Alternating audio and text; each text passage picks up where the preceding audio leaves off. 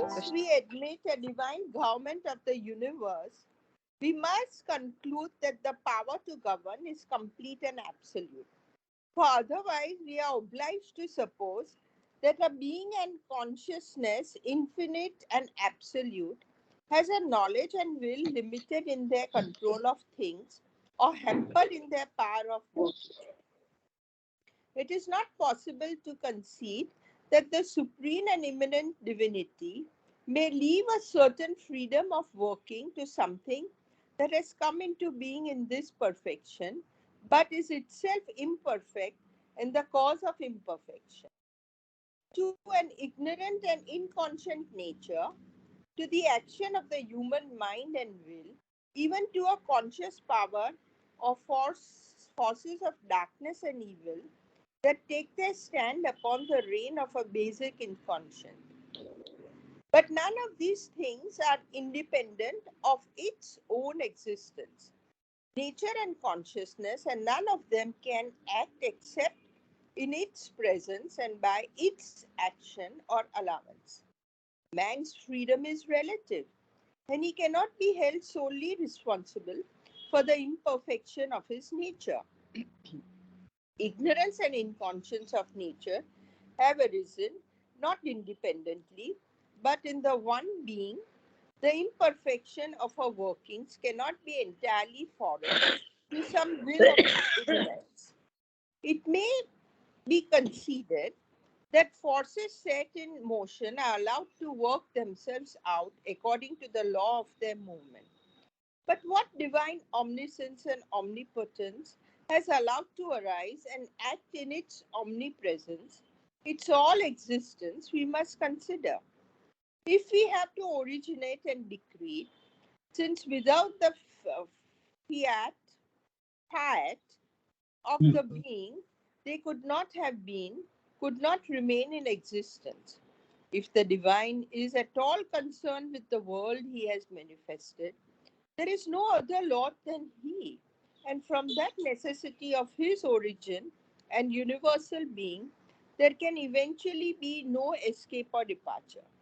It is on the fountain of this self-evident consequence of our first premise, without any evasion of its implications, that we have to consider the problem of imperfection, suffering, and evil.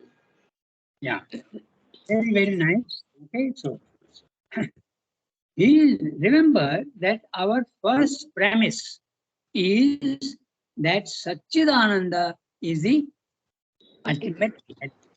And Satchidananda is omnipresent, omniscient, and omnipotent.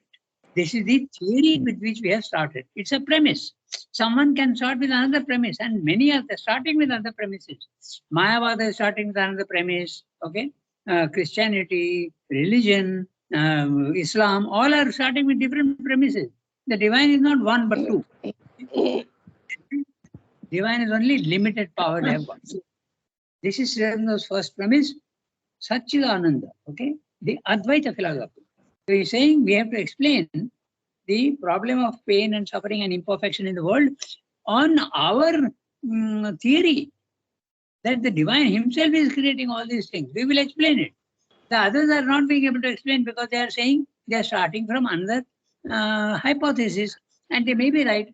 And that also is true, because when you have the spiritual experience of the self, you see that there are two dichotomies, there are two things that exist. There is one perfection and there is an imperfection. There is one and there is the many.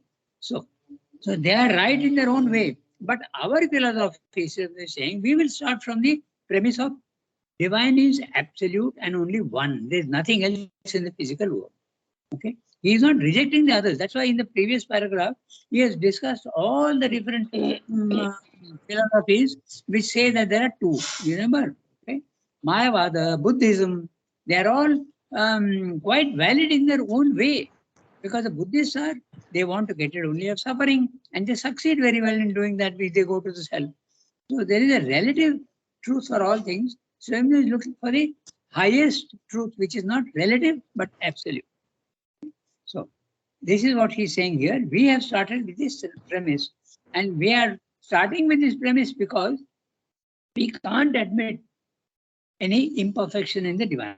So, what we'll do, I'll read out the summary first and then we'll go sentence by sentence. So, what we're saying in this para, is like this. He's saying, once we admit a divine government, of the universe, we have also to say that the power to govern is absolutely effective. Otherwise, you have it's not a divine, it's a semi-divine. Okay?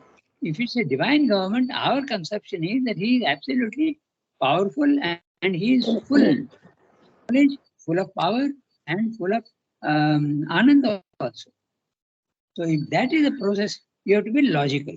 So we have to say also that the power to govern is absolutely effective. Otherwise, we will have to redefine our conception of the divine. We'll have to say that he is not fully in control. A divine without absolute knowledge and power is no divine at all in our conception. Others have different conceptions, that's okay, let them have that. Yet it is possible that divine power may delegate a certain independence and freedom of action to that which the divine has created within himself.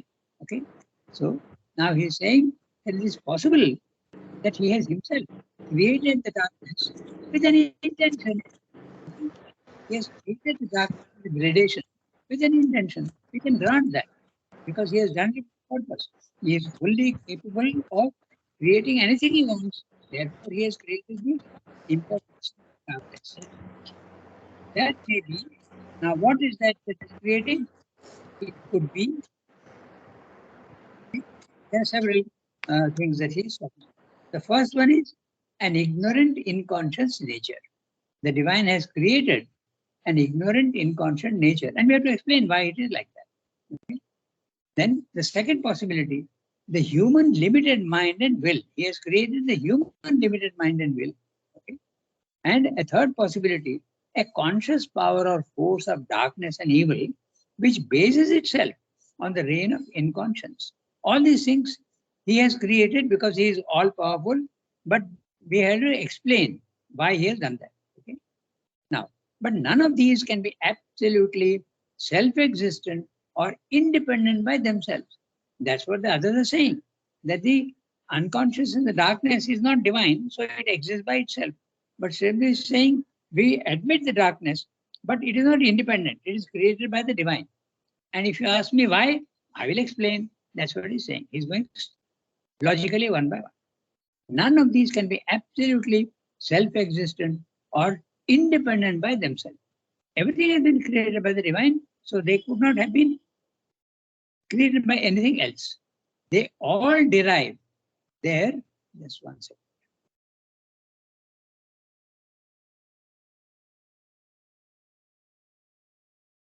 They all derive their existence, their power, their knowledge from the divine original creator. Whatever their actions, they must have all been sanctioned passively by the creator. So we'll have to explain that. Some freedom and independence to their actions and forces is possible, but it is all done within the ambit of the creator with his assent. He has agreed to do that. Why? That's exactly what we have to explain. How can the divine create imperfection? Surely he has a purpose. So why that purpose is, we'll have to see. That's what life divine is all about. Okay.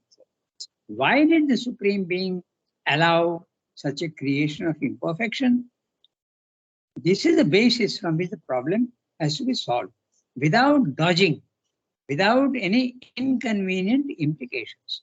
Like the others are dodging the problem. They're saying, oh, the divine is not fully. In our conception, the divine is only half. He has not got control over the whole creation. The lower creation is not controlled by him. They are saying that. But that's not satisfactory at all if your theory is Advaita, if your theory is Vedanta. Okay?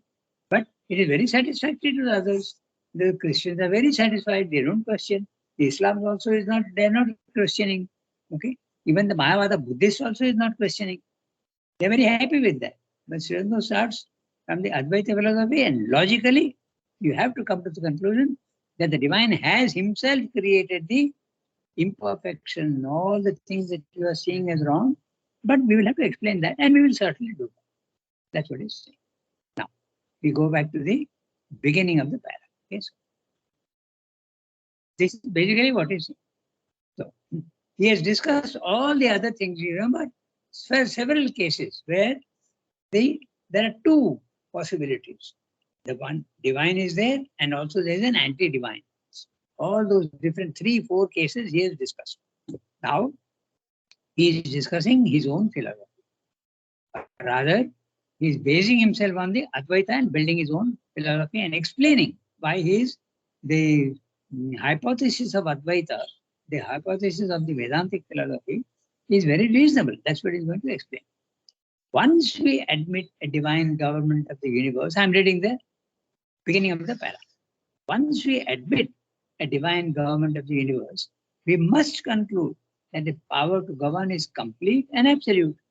And he is explaining why. For otherwise, we are obliged to suppose that a being and consciousness, infinite and absolute, has a knowledge and will limited in their control of things or hampered in their power of working. The divine hasn't got absolute. He is not omniscient, omnipotent, omnipresent. He is not. That's what you start with. But we have started with the opposite. Therefore, we can't accept that he is creating, that there is a physical world is created by something else, or that he doesn't have the power to control it. It's true, like the king. Okay, a king certainly doesn't control all his territory. Okay, so but this is a king who controls entirely his territory and his kingdom. Even in India, we had so many problems. The northeast frontier, okay, the NEFA, the northeast frontier region, even today, the Nagas are fighting and the government of India doesn't have full control over it. Okay? So, but this government of the divine, full control, no problem at all. Okay. So once we admit a divine government of the universe, we must conclude that the power to govern is complete and absolute. He is explaining why. Otherwise, we are obliged to suppose that a being and consciousness, infinite and absolute, has a knowledge and will limited in their. So how can it be infinite and absolute and yet be limited? That's a contradiction. Therefore, we can't accept. And hampered in the power of work. It is impossible to concede that the supreme and immanent divinity may leave a certain freedom of working. Sorry. I didn't read correctly. It is not impossible to concede that the supreme and immanent divinity may leave a certain freedom of working to something that has come into being in his perfection, but is itself imperfect and a cause of imperfection. To an ignorant or inconscient nature, to the action of a human mind and will, even to a conscious power of forces of darkness and evil that take their stand upon the reign of a basic inconscience. The divine has the power to grant what he is creating. He is quite capable of granting a certain amount of freedom to them. That's what he's saying. Okay? So, in other words, he creates Purusha and Prakriti goes on creating what it wants with the sanction of the Purusha. It is not impossible. That's what he's saying. Okay? But it is fully in control. But when it is in control, if it says, okay, I allow you to become imperfect and I allow you to become limited, it is by his own admission. So that we can accept. That's what Swami is saying. Okay? But you have to explain why he is doing that. It is not impossible to conceive that the supreme and immanent deity. So look carefully at the words. This power is supreme, standing above, transcendently, and also immanent. Because we have started with the omnipresent, if you remember. So he is there at the supreme level, but is also there at the immanent level. So, transcendent. Immanent, the individual. He is not mentioning here the cosmic. We may leave a certain freedom of working to something that has come into being in his perfection, but is itself imperfect and a cause of imperfection. So here also 3-4 possibilities. First is he has created something in his own being which is itself not fully a reflection of its own nature. It can be imperfect and a cause of imperfection. To any second case, to an ignorant or inconscient nature. Okay? Or third case, to the action of the human mind and will, even to a conscious power. Fourth case, given a conscious power of forces of darkness and evil, that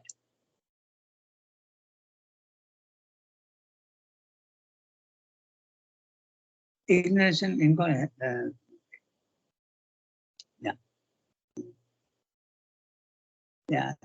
action of the human mind and will, even to a conscious power of forces of darkness and evil, that take their stand upon the reign of a basic inconscience. All this is possible. They take their stand on it, but they are created by the divine. But none of these things are independent of its own existence. It's not that he has allowed them full freedom. He has allowed them part freedom to become imperfect. There is a reason for that. That reason we will explain. The explanation is Leela. The divine is himself creating all these things so that he can plunge into the opposite of himself and emerge. He's playing a game. That's why he is creating all these difficulties. Okay? So that's what he's saying. That's the explanation. The explanation is not very satisfactory to some, but that's why it requires a huge amount of discussion. Okay? How can the divine create imperfection? Okay? Why is he imposing? All this he has discussed. Each question has an answer, and that answer will have another again question and answer. That's why. So you can say, what is this Leela? Okay. Okay. If you say only Leela, the divine is enjoying himself. He has created problems and he has plunged himself into the problem. He is escaping. Like Houdini. Houdini was a magician who would purposely blindfold himself, put chains around his legs and his hands, and put himself into a trunk, and that trunk would be thrown into the sea. Okay? So this is the level of difficulty he is creating for himself, the divine. And then from there, he is escaping. So that is the liberation. This is the game he is playing with himself and is enjoying the challenge. But you can always question that. So then that question will have other answers. It will go on. That's why Life Divine is 1,000 pages. So each question gives a, you have to go on. Okay, so we come back to our, I just gave you a foretaste of the solution. Okay, but the solution, as I said, can have many, again, new questions can come up. None of these things are independent of their own existence. Whatever imperfections he has created has got a purpose and it's not independent. It doesn't control itself. The imperfection does not control itself. But none of these things are independent of its own existence, nature, and consciousness. And none of them can act except in its presence and by its sanction or allowance. Everything is being allowed by the divine, even imperfection. That's an important point. Then you will wonder why he is doing that. So then the question of Leela comes up. Okay? And then the question of Leela, again other questions will come up. Man's freedom is relative, and he cannot be held solely responsible for the imperfection of his nature. Because there are some people who say, oh, God has created perfection. You are limited, and that's why you are seeing problems. Okay, you are seeing the problems because of your limitation. The Sridhar is saying that is not a full explanation. Man's freedom is relative, and he cannot be held solely responsible for the imperfection of his nature. Ignorance and inconscience of nature have arisen not independently, but in the one being. So the imperfection of the individual has been created by the divine himself. Why has he done that? We have to still explain. The imperfection of our workings cannot be entirely foreign to some will of the immanence. So there you are. Imperfection of the what you see around is created by the divine himself. But here he is using the word her. Okay, that is the nature. Okay, ignorance and inconscience of nature. Now he has gone from the man, the individual, he has gone to the universal. Nature with an N cap is universal. Ignorance and inconscience of nature have arisen not independently, but in the one being, in Satchidananda itself. The imperfection of our workings cannot be entirely foreign to some will of the immanence. Okay, that means to say the divine himself has created the imperfection, seeming imperfection, cannot be entirely foreign to some will of the immanence. Again, immanence, the divine presence in everything. It may be considered that forces set in motion are allowed to work themselves out according to the law of their movement. When there is an imperfection and limitation, if there's a limitation, there's a fixity. Now, that's a very interesting question. You have to think about it. Okay? Consciousness is creating something limited. When you are limiting something, that means you don't have the full freedom to do whatever you want. No? So, which means law. In other words, imperfection, very slowly and carefully, you have to think about it. Imperfection is limitation. Limitation is lack of full freedom.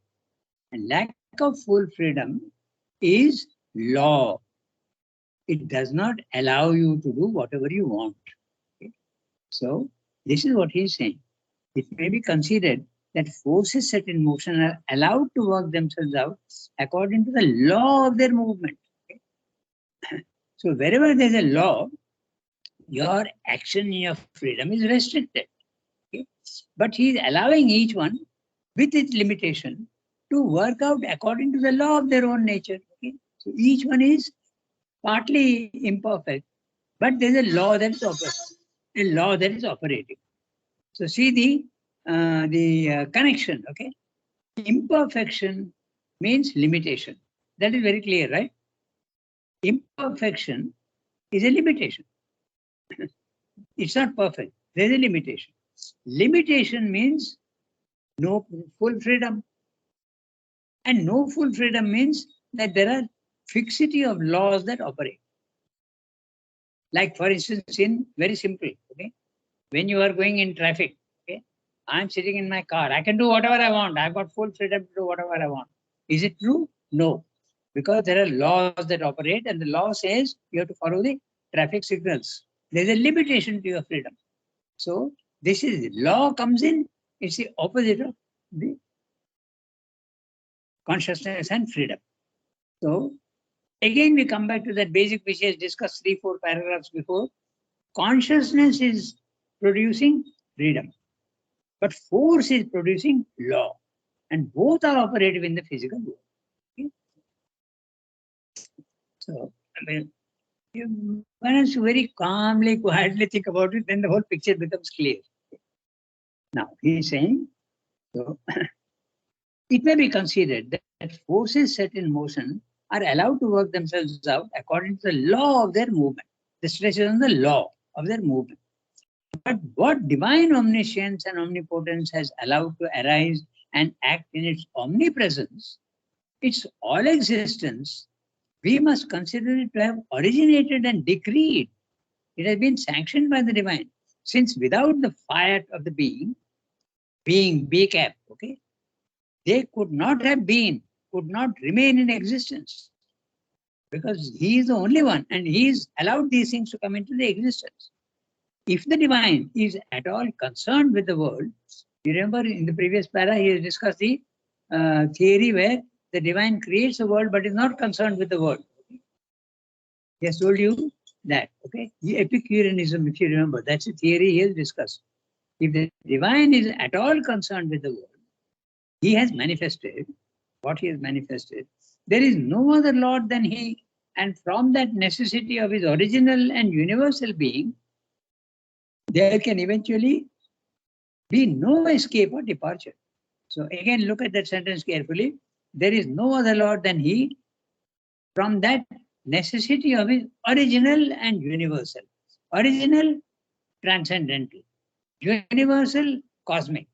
There can be eventually level 3, level 2, there can be eventually no escape or departure for the individual at level 1. Okay? So it is on the foundation of this self-evident consequence of our first premise. Our first premise, only the divine exists. Without any evasion or without any implications, giving no false excuses like the others are doing. Oh, the divine is not. On the one hand, you are saying divine is there. On the other hand, you are saying he is limited. That's a contradiction. So simply saying we'll solve the problem without the contradictions. It is on the foundation of the self-evident consequence of our first premise. First premise, only the divine exists, Advaita, without any evasion of its implications, that we have to consider the problem of imperfection, suffering, and evil. It's a very difficult problem, but we will honestly face the problem and solve it. That's what he's saying. So, and that's why 1,000 pages in the Life Divine. So, very briefly, what is the contention? The divine has created the seeming imperfection because he is playing a game. Okay? So, if that is the answer, he, like Houdini, as I said, he plunges himself into the opposite and is coming out. And he is doing that through whom? Through each individual. He is not satisfied only with one individual, because the individual are the many. So he can imprison himself in 100,000 million ways. And each individual is imprisoned in the physical world in its own way, in a different way. You can be in a very dirty jail. You can be in a very clean jail. You can be in a very narrow jail. You can be in a very vast jail. So he wants to enjoy all the possible jails and he wants to escape. That's why he creates each individual and he escapes. That individual escapes. What is that individual? It's a divine in that particular form, escaping through 100,000 ways. So if this is then the question arises, what is this Leela?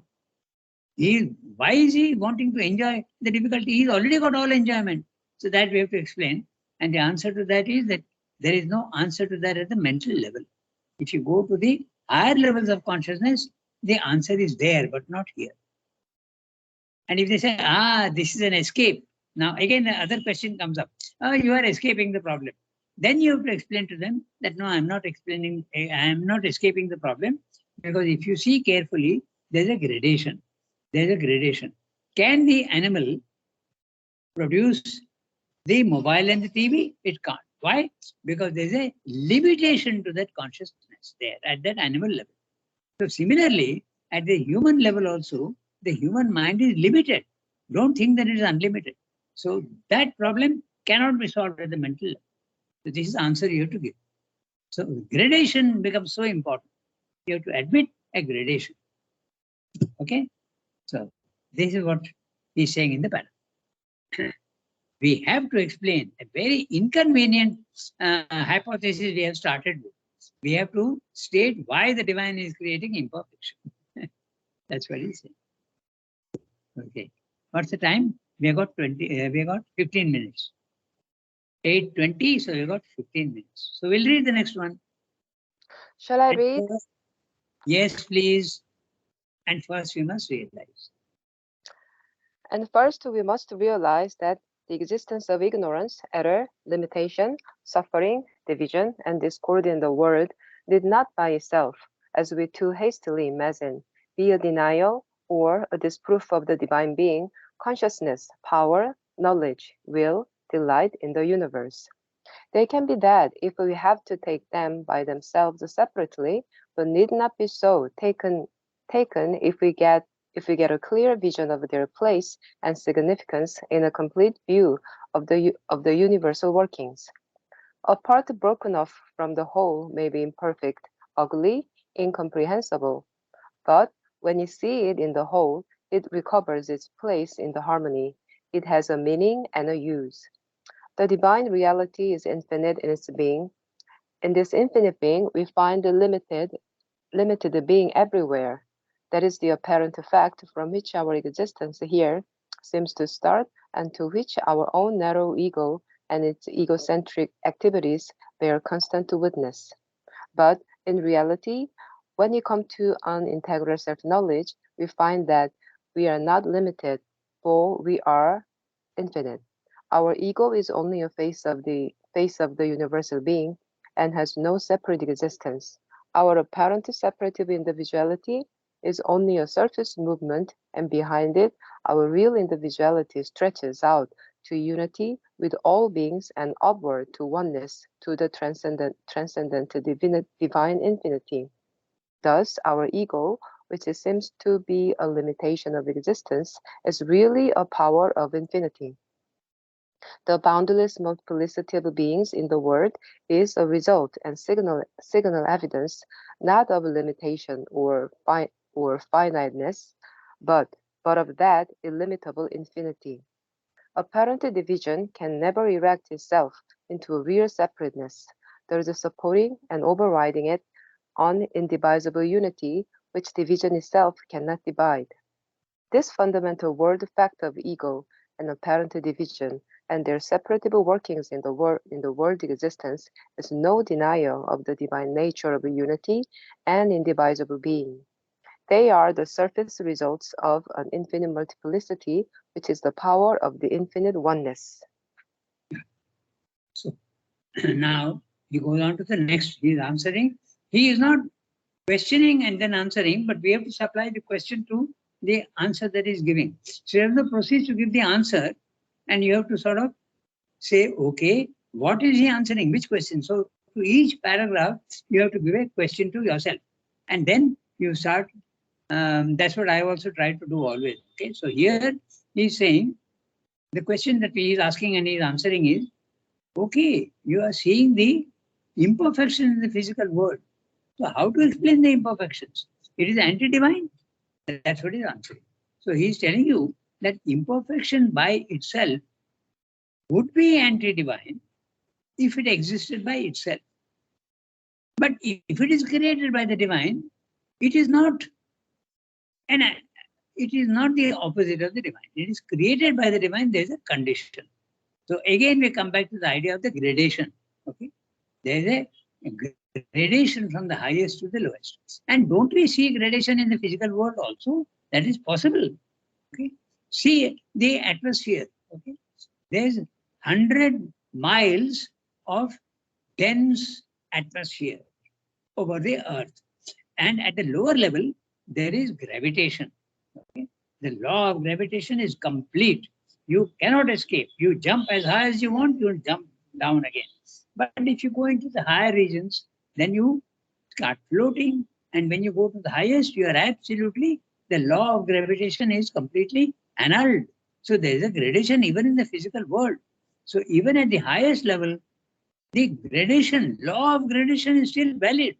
So if the divine has created imperfection at the lower level, that doesn't mean to say that it's the opposite of the divine. It's not anti-divine. It is connected to the divine. There's a gradation. This is what he's saying. Even if you take the sea, okay, the other example is the sea. There's a gradation even in the sea. The deepest part of the ocean, they say in the Pacific Ocean, is about 7 miles deep. Okay? And at the surface, if you swim, naturally there you see the light and you can float. But when you go down, it becomes very difficult to remain there because it is dense and dark. The pressure of the water also is very, so there's a gradation. So if there's a gradation even in the physical world, it is quite conceivable that there's a gradation also in the ultimate reality of things. Okay? And that's exactly it. At the highest level, there is Satchidananda. And as you keep coming down, consciousness becomes dense, matter also, the substance also becomes dense, force also becomes less and less and less until finally it seems to be non-existent in matter. Also, Ananda also starts coming down and limiting itself and becomes the. So this is another question. The question of the limitation, why that is there. Again, so you have to supply the answer. You have to say manifestation. When the divine wants to manifest himself, I go on repeating these because that's the way to, there's no other way. Every solution that you give raises another question. So if the divine wants to manifest himself, okay, he has to limit himself. Manifestation implies limitation, and limitation implies imperfection. That's the whole thing. And imperfection says no freedom. Form. Okay. So that's what he's saying. So what we do, I'll read the summary of what he's saying here. Then we'll try and see whether we can. We have got still 5 minutes, 6 minutes. So maybe today we can do only the summary, and next time we can take it up more in detail. Just once again.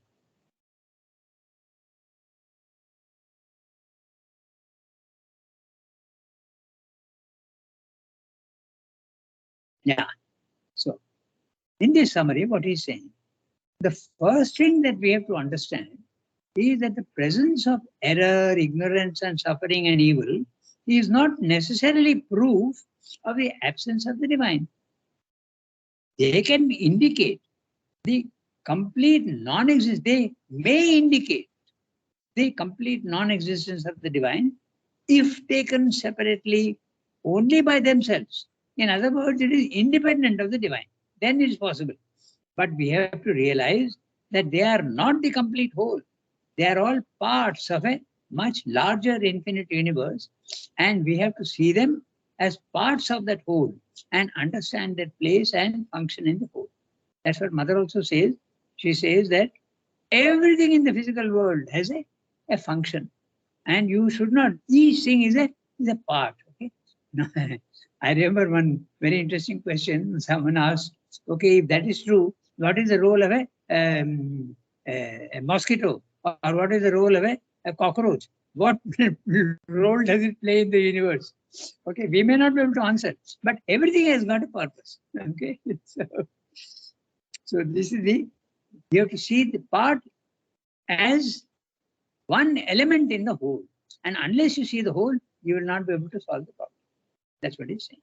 Then, a part broken from the whole may seem ugly, out of place, but when returned to its proper place in the whole, reveals its meaning and significance. You have to see the whole and not the part. The one reality is infinite, and it contains infinite limited parts. Man starts from the parts, and therefore he sees only the imperfections.